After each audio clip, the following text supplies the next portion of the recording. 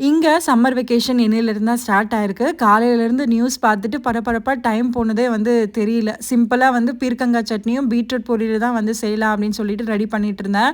இந்த 3 வயசு வரையும் காய் சாப்பிட வைக்கிறது பெரிய கஷ்டமாவே இல்ல. இப்ப பெருசானதுக்கு அப்புறமா தான் காய் சாப்பிடவே மாட்டேங்கிறாங்க. அதனால முடிஞ்ச வரைக்கும் காய வந்து சட்னியிலேயே போட்டு வந்து செஞ்சுறது. திருப்தியா நமக்கு ஒரு திருப்தி இருக்கும் காய் சாப்பிட வச்ச மாதிரி.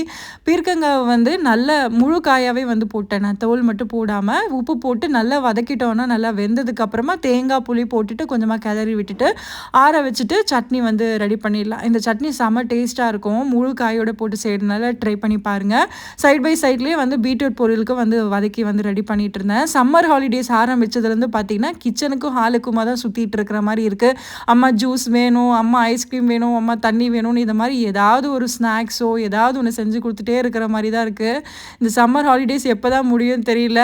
வெயிலோட தாக்கமும் செமையா இருக்கு. ஸோ சட்னி ரெடி ஆனதும் சுட சுட சாப்பாட்டுல நெய் போட்டு, அதுக்கப்புறம் கொஞ்சமா முட்டை புடிச்சு செஞ்சு சாப்பிட்டாச்சு. இப்பலாம் டீ, காஃபி குடிக்காதனால பால்லாம் அப்படியே இருந்தது. ஒரு 3 லிட்டர் போல. ஸோ பன்னீரே செஞ்சிடலாம் வழக்கம் போல அப்படின்னு சொல்லிட்டு பன்னீரும் செஞ்சு எடுத்து வச்சுட்டேன். உங்க வீட்டு குட்டீஸ்லாம் உங்கள எப்படி படுத்துறாங்கன்னு சொல்லிட்டு கண்டிப்பா ஷேர் பண்ணுங்க. இந்த வீடியோ உங்களுக்கு புடிச்சிருக்கும்னு நெனைக்கிறேன். அடுத்த விலாக்ல சந்திப்போம். தேங்க்ஸ் ஃபார் வாட்சிங்.